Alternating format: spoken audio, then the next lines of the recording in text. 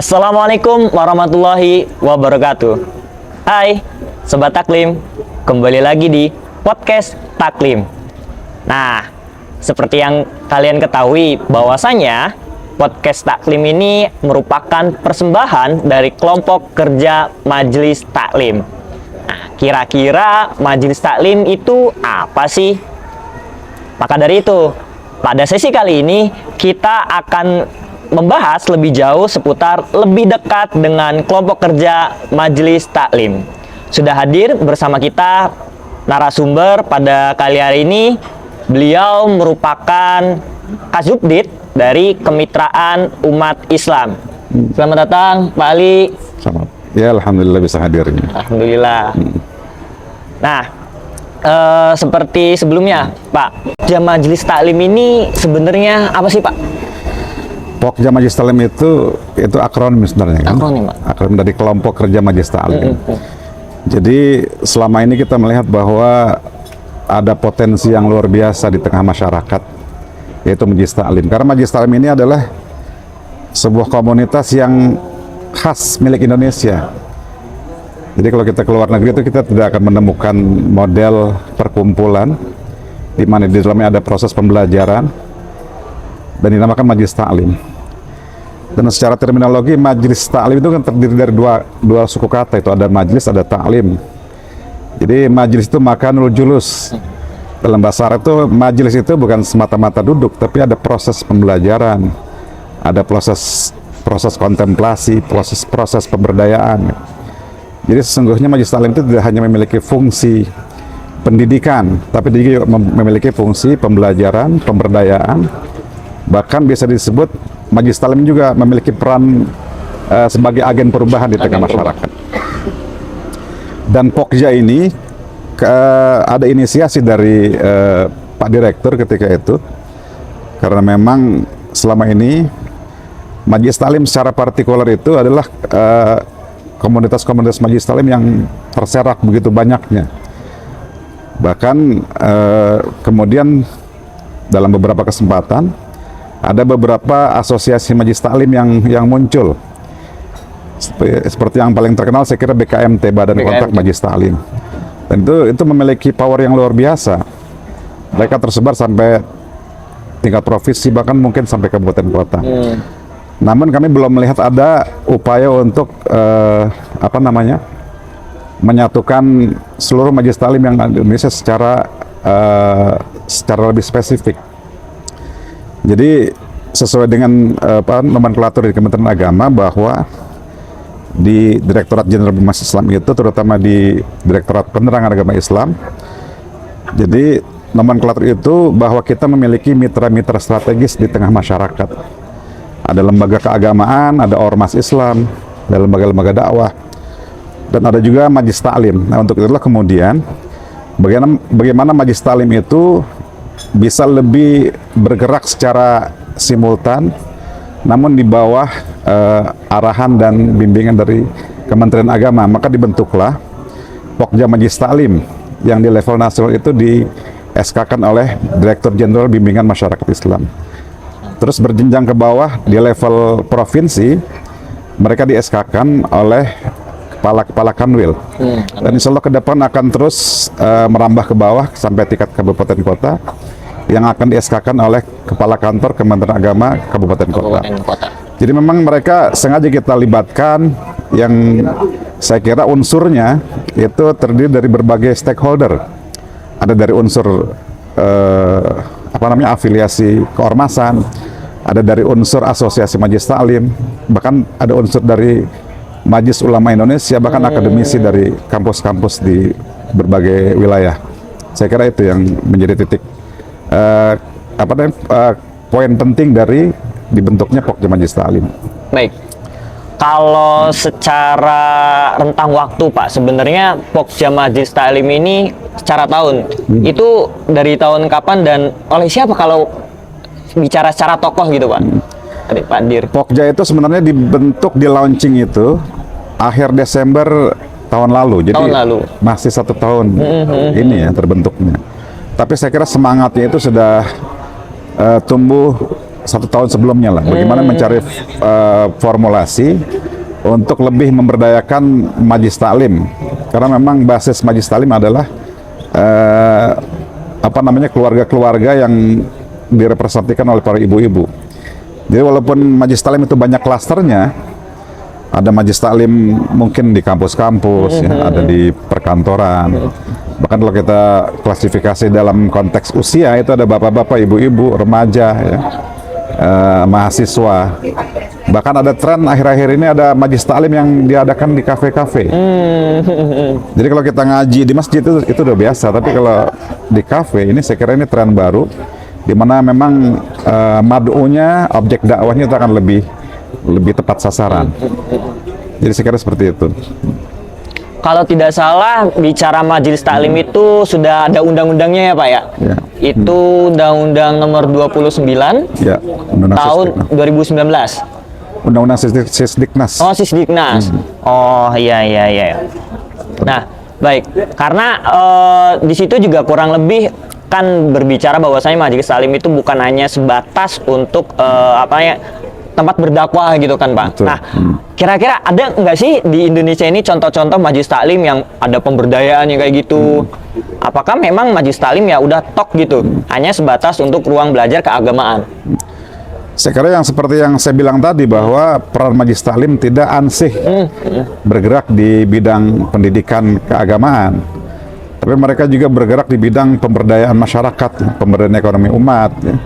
Ada di beberapa wilayah Majelis Taklim itu punya produk-produk, ya. Jadi sesuai dengan potensi yang ada di daerah masing-masing. Misalnya ada nelayan yang notabene penghasilan kesehariannya adalah ikan.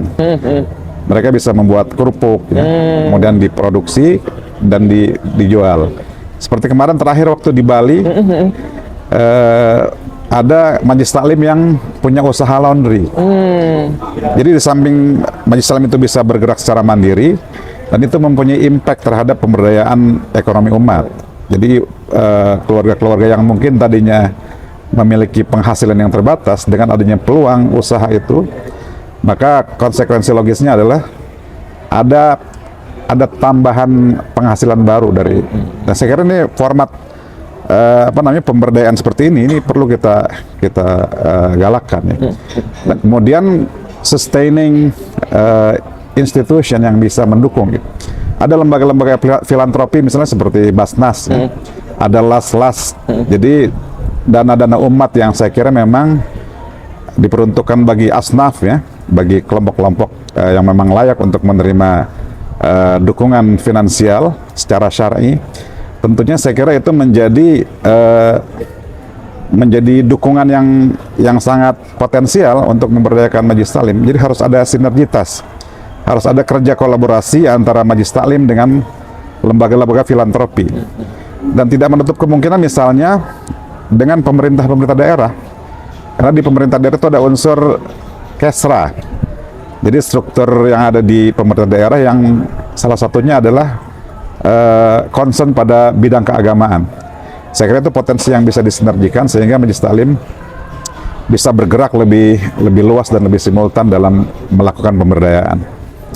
Baik Pak, luar biasa. Nah, kemudian Pak, kalau tidak salah di Pokja ini sempat ada silabus ya Pak ya? Betul. Nah, sedangkan kan itu maksudnya silabus itu diperuntukkan untuk apa Pak? Kan karena bisa dibilang apakah itu untuk ketentuan bahwasanya Majelis Taklim itu harus seperti ini gitu, atau gimana silabus itu Pak? Saya kira silabus itu semacam acuan, ya, semacam pegangan bagi para asatidz ustadzah yang memberikan proses pembelajaran di majelis Taklim. Karena memang kalau kita lihat Majelis Taklim pada aspek konservatismenya, Majelis Taklim itu cuma perkumpulan dan itu banyak ragamnya. Ada yang cuma selawatan, yasinan, kemudian kumpul-kumpul. Jadi karena memang kita kan bangsa yang terkenal dengan guyubnya. Kumpul 5-10 orang, tahu-tahu jadi Majelis Taklim. Nah, kita akan lebih menitik tumpukan pada aspek memberikan arah. Bagaimana proses pembelajaran itu lebih memiliki masadir, memiliki sumber-sumber yang otoritatif. Kita memberikan kisi-kisi tematik dalam proses belajar, misalnya dalam aspek fikihnya, kemudian tafsirnya, kemudian kita kaitkan dengan isu-isu yang aktual yang akhir-akhir ini terjadi. Nah, dalam silabus yang kita susun pada seri pertama, kita itu lebih banyak bicara masalah tentang moderasi beragama. Moderasi beragama. Walaupun tidak semua aspek kita paksakan untuk sesuai dengan moderasi, tapi paling tidak ada aspek-aspek yang sifatnya muamalah yang terkait dengan hubungan horizontal antar manusia itu menumpukan pada aspek moderasi. Bagaimana Majelis Taklim sebagai agen perubahan di masyarakat berusaha untuk membangun toleransi. Jadi melihat agama tidak hanya sifatnya dogmatis, eskatologis, tapi juga agama adalah sebagai sumber inspirasi. Agama bisa memberikan enlightenment ya, kepada masyarakat bahwa agama itu ternyata memang memberi ruang interaksi yang lebih fleksibel. Ya, kalau kita mengacu kepada Al-Mitsaq Al-Madinah pada saat Rasulullah hijrah ke Yathrib, pada saat itulah sesungguhnya Rasulullah memberikan ajaran tentang universalitas. Rasulullah memberikan ajaran tentang bagaimana perbedaan itu tidak menjadi penghalang untuk membangun kebersamaan atas nama kemanusiaan. Saya kira itu poin penting dari silabus yang kita susun. Jadi Indonesia yang kaya dengan berbagai keragaman ini sebenarnya adalah potensi. Walaupun pada saat yang sama dia adalah api dalam sekam. Kalau kita tidak merawat keragaman, kita tidak berusaha membangun pemahaman toleransi yang inklusif, tentunya akan menjadi api dalam sekam ketika ada hembusan angin yang luar biasa. Itu bisa memercikan api yang bisa membumi hanguskan persatuan dan kesatuan NKRI. Baik. Nah, kira-kira kalau mau dapat silabusnya itu gimana, Pak? Oh, itu mudah, tinggal datang aja ke lantai 8. Lantai 8 di Direktorat PNAS, insya Allah available. Ya, untuk siapapun. Jadi Sobat Taklim sekalian, silabusnya ready buat siapapun kalian yang menginginkannya, tinggal datang aja. Baik. Nah, Pak, kemudian kalau ini kan bisa dibilang baru 1 tahun lah ya, Pak ya. Betul. Nah, tantangannya nih, Pak, selama ini yang dirasakan itu seperti apa, Pak?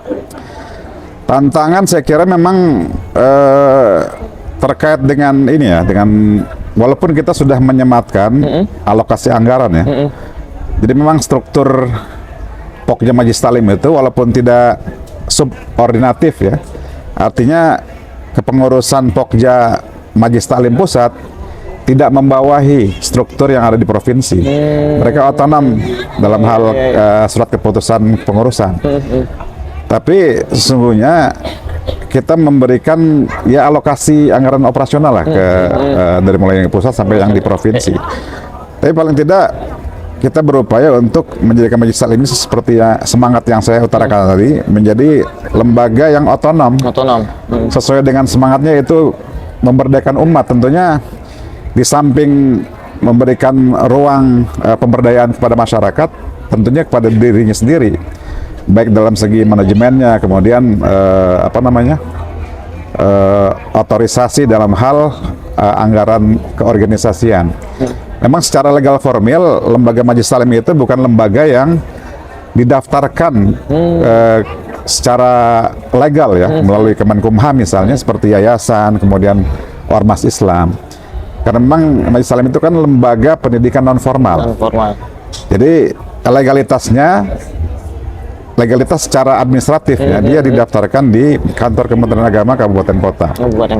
Jadi dengan didaftarkan ke kantor Kementerian Agama Kabupaten Kota dan memiliki nomor tertentu, maka dia dianggap Majelis Taklim yang memang terdeteksi, diakui secara administratif oleh Kementerian Agama. Baik, Bapak. Nah, kemudian kalau bicara harapan nih sama target, mungkin target dalam rentang waktu 1 tahun ini untuk Pokja Majelis Taklim ini seperti apa, Pak? Saya berharap Majelis Taklim ke depan ini memiliki langkah-langkah yang memiliki quantum jumping gitu, memiliki lompatan-lompatan pergerakan. Jadi tidak hanya bergerak di tingkat wacana, tapi lebih implementatif, lebih mampu melihat kondisi real di masyarakat, apa yang menjadi kebutuhan di masyarakat itu yang harus direspon. sehingga perannya sebagai agen perubahan akan terwujud secara faktual. Tentunya ini yang harus kita benahi adalah persoalan mindset, persoalan manajemen, persoalan ketenagaan dari kepengurusan Majelis Taklim. Jadi kalau Majelis Taklim sudah tertata secara manajerial, Majelis Taklim sudah memiliki visi dan misi yang konkret sebagai sebuah lembaga yang secara otonom muncul dari masyarakat, ini tentunya akan mempunyai impact yang lebih strategis, lebih sistematis, dan ini akan menjadi gerakan yang masif saya kira. Jadi dengan adanya Pokja sampai level kabupaten kota, tentunya melalui surat edaran misalnya, kita mensosialisasikan kebijakan pemerintah yang tentunya dengan bahasa agama, ini akan menjadi satu gerakan yang efektif, sistematis, dan impactful terhadap masyarakat. Misalnya dukungan terhadap gerakan anti narkoba misalnya, artinya dengan jumlah majelis taklim yang sedemikian banyaknya, kita dapat menyuarakan gerakan anti narkoba sebagai sebuah proses perlawanan terhadap tindakan-tindakan yang tidak sesuai dengan nilai-nilai keagamaan. Baik. Saya kira demikian. Kalau tadi bicara majelis taklim yang terdaftar, Pak, emang untuk sampai saat ini kira-kira sudah ada berapa sih Pak majelis taklim yang terdaftar?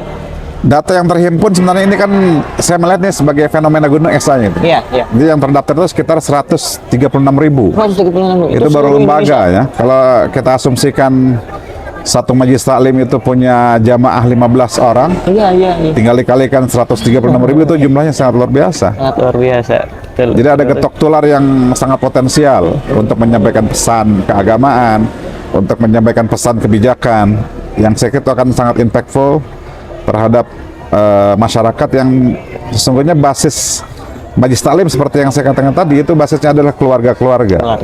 Para ibu-ibu yang saya kira luar biasa ya. Orang terdekat ya Pak.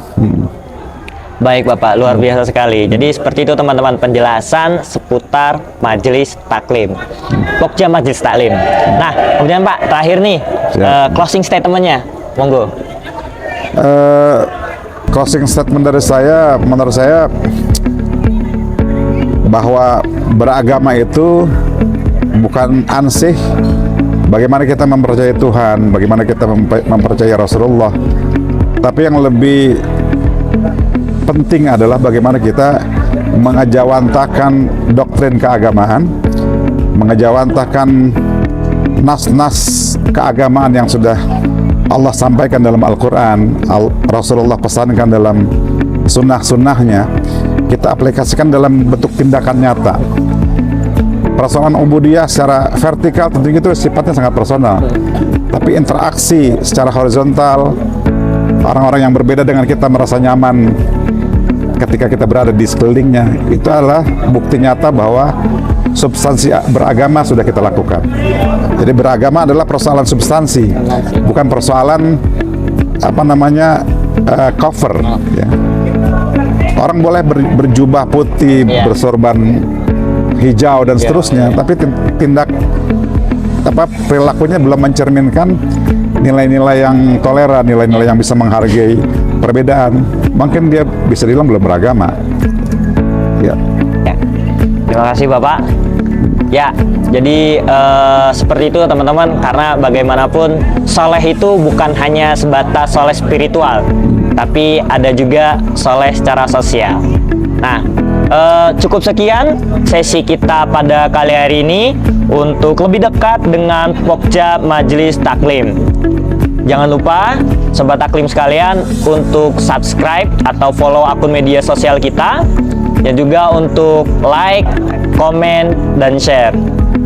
Dari saya, Mu'alif Jidan Kais, dan narasumber kita kali ini Bapak Ali Sibromalis. Kurang lebihnya mohon maaf.